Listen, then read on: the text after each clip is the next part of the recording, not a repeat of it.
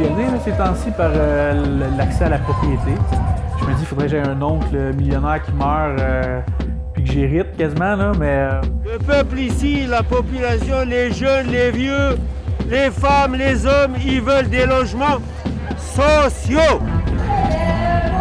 Le mouvement du logement communautaire et social est parti d'abord d'un mouvement social avant tout, d'une vision politique, d'une implication politique de citoyens qui souhaitaient avoir leur mot à dire sur le logement. Et puis... Aujourd'hui, ce qu'on vous annonce, bien, c'est la construction de 60 000 logements abordables. Ça a été parfait parce que c'est au moment où c'est arrivé, ben, je venais de me séparer, donc mère monoparentale. C'est une somme de 634 millions de dollars pour faciliter l'accès à un logement de qualité et abordable. There is no one silver bullet, which will immediately, once and forever, make every Canadian a homeowner in the neighborhood where they want. Alors, c'est là que j'ai compris, vous savez, le pouvoir qu'on vous donnez à quelqu'un de mal intentionné, il peut en abuser. Donc ça, c'est la première chose. Une coop.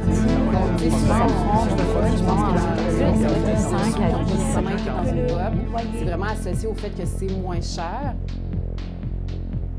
Une coopérative, c'est bon pour plusieurs raisons. Premièrement, c'est sûr que ça améliore la qualité de vie des résidents. Une coop, pour moi, ça devrait être aussi une réponse à ce qu'on peut appeler une crise du logement. Pour moi, une coop, en fait, c'est carrément pour moi un projet de société. Je pense que quelqu'un qui m'a dit qu'il y avait les... Dans le sens où c'est vraiment avant tout des valeurs, oui, de coopération, mais surtout de solidarité, puis de vivre ensemble. C'est la démocratie comme à la base aussi d'une coop.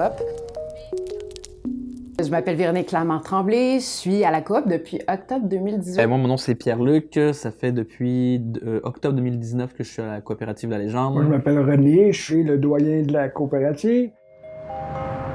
Et dans une coop, oui, il y a effectivement l'aspect aussi plus abordable parce qu'on s'implique, parce qu'on co-gère, donc ça appartient vraiment aux membres. C'est-à-dire qu'on a évidemment chacun notre logement, mais il y a vraiment une idée de s'appartenir dans notre développement, dans ce qu'on va faire comme projet, dans comment on va gérer, ne serait-ce que l'immeuble ou l'administration. L'idée, c'est de concilier ces deux choses. C'est de concilier l'implication active et la vie démocratique, mais aussi tout en répondant à un besoin dans le marché du logement.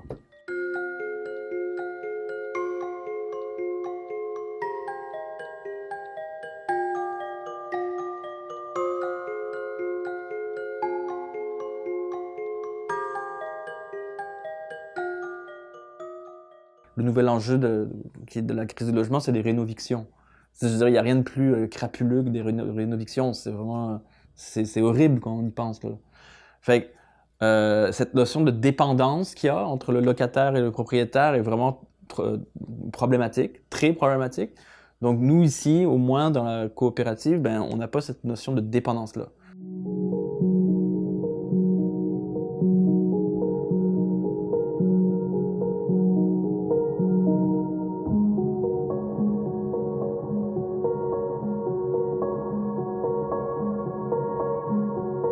La coopérative, en pleine crise du logement, il y a beaucoup de gens qui voudraient appliquer dans des coopératives et qui ne peuvent pas.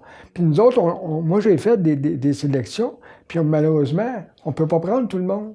T'sais. Si on pouvait là, accommoder tout le monde, on essaierait d'accommoder le plus grand nombre de gens possible, mais on ne peut pas. C'est sûr, là, c'est là qu'on voit comment on est. Il y a besoin de développer plein d'autres coops, c'est un peu ça le point. C'est ça.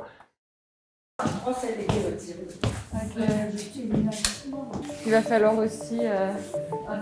Donc je m'appelle Marie Réveillé, je suis agente au développement à Bâtir son quartier, donc un groupe de ressources techniques montréalais. Mon travail, c'est vraiment de faire émerger, en fait, de développer des projets de logements sociaux et communautaires. Donc c'est le tout début, en fait, l'émergence d'un projet. Pour aller sur le toit, dans le milieu, là. Dans le cadre d'une coopérative, ça prend donc effectivement un nombre conséquent, peut-être 5 à 10 personnes, citoyens, qui seraient prêts à embarquer en fait dans un peu cette aventure du développement d'un projet de logement. Puis ça prend en fait un site, un terrain. Voilà, et après, il y a tout un portefeuille en fait entre guillemets de fonds et de financement qu'on va aller chercher de façon complètement sur mesure en fait, pour s'assurer qu'on a un projet en fait qui financièrement peut se réaliser, mais qui par la suite peut continuer à vivre donc en phase d'exploitation. Ouais, c'est plus l'eau bénite, c'est le. Dans beaucoup de coopératives, c'est nous autres qui décident, c'est les membres. Fait qu'on a un certain contrôle sur notre qualité de vie, tu sais. On prend l'exemple de la cour, ben on a décidé d'aménager ça pour que ça soit profitable pour tout le monde, tu sais. Qui veut faire un hot dog? Fait qu'on a un certain contrôle, par exemple, quand on fait de la sélection, ben c'est nous autres qui décident de notre futur locataire.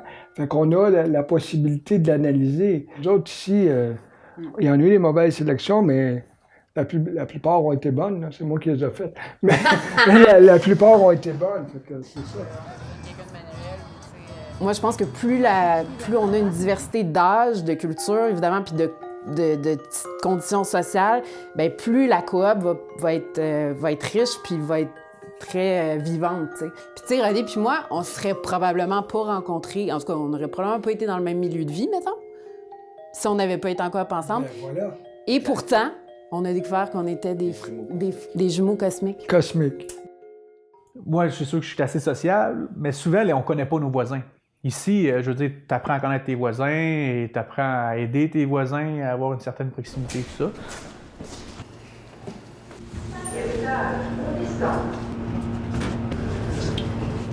Bonjour, mon nom est Simon Bourque, 33 ans. Ça fait maintenant bientôt 6 ans, je crois, que je suis au bassin du Havre.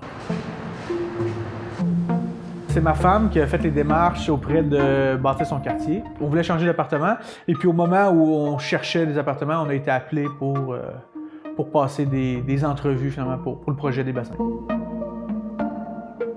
Ça a pris 3 rencontres, finalement. Une rencontre individuelle par la suite avec un petit comité qui était là pour évaluer les candidats.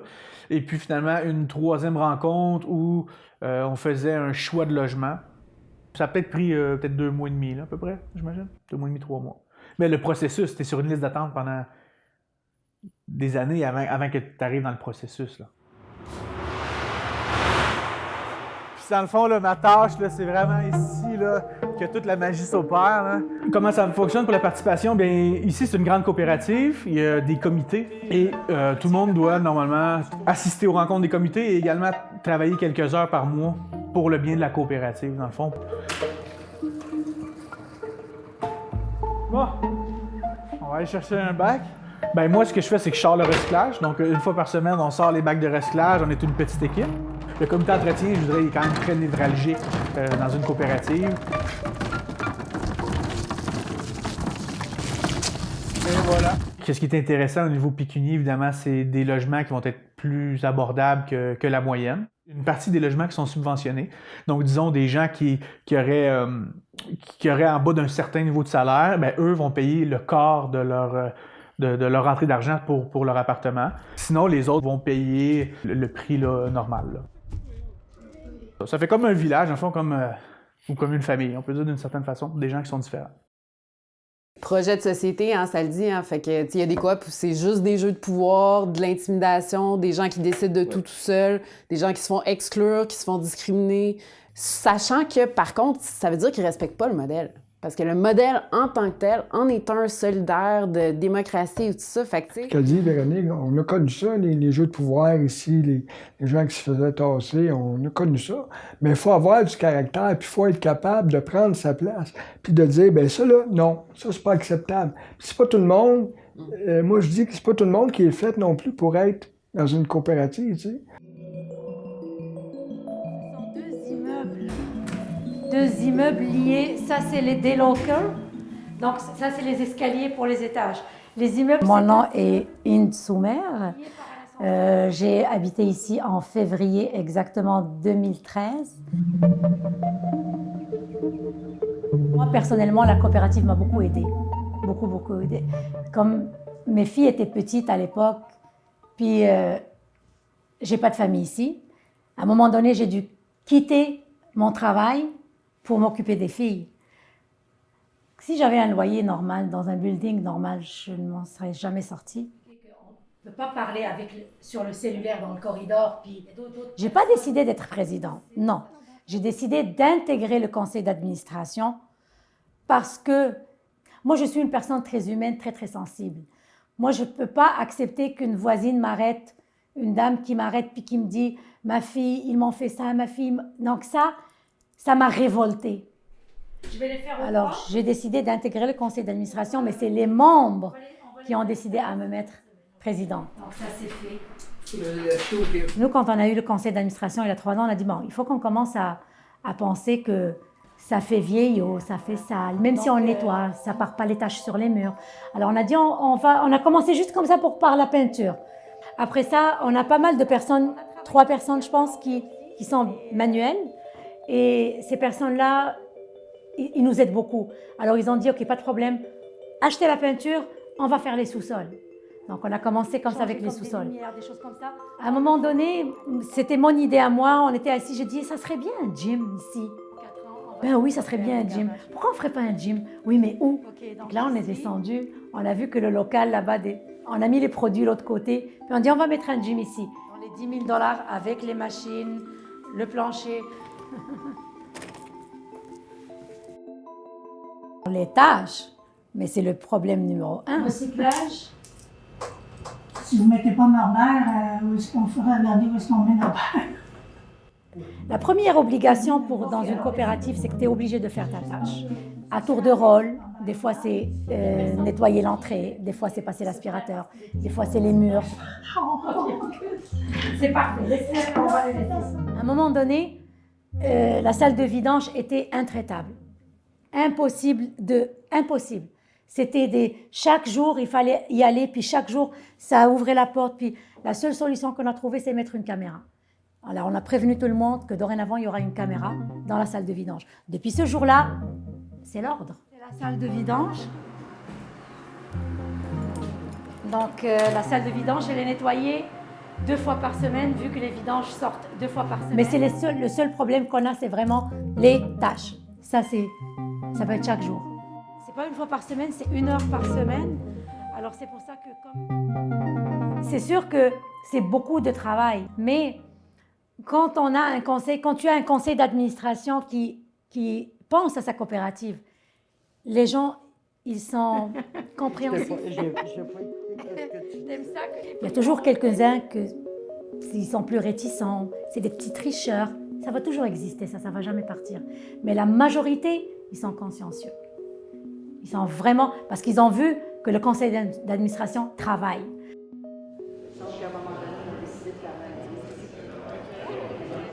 On peut voir que ces milieux de vie dans lesquels il y a beaucoup de liens sociaux, de solidarité, d'entraide et qui sont des logements justement dans lesquels il fait bon vivre, voilà, ça permet d'être résilient et de passer à travers des épisodes un petit peu exceptionnels. Moi, je trouve que ce qui est le plus motivant, c'est après quand on met d'autres besoins en commun. Hey, on a tous des enfants, on a tous besoin de break de temps en temps. OK, est-ce qu'on peut se partager que toi, tu es avec eux cet après-midi dans la cour, moi, je m'en vais faire des courses ou je m'en vais relaxer?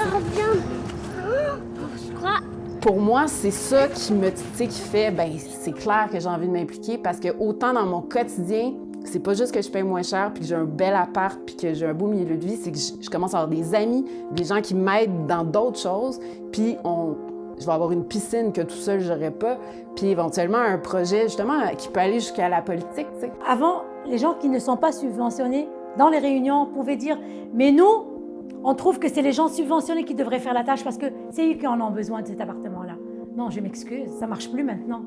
Ça marche plus. Cette phrase, elle n'existe plus dans les réunions de nos jours parce que tout le monde a besoin d'une coopérative. Là, présentement, ce qu'on veut de la coopérative, les gens, ce qu'ils veulent, c'est un logement abordable. C'est ça que les gens veulent juste pas se ruiner à habiter dans un logement. Mais une coopérative, ça vient avec des responsabilités, puis c'est pas tout le monde qui veut ces responsabilités-là.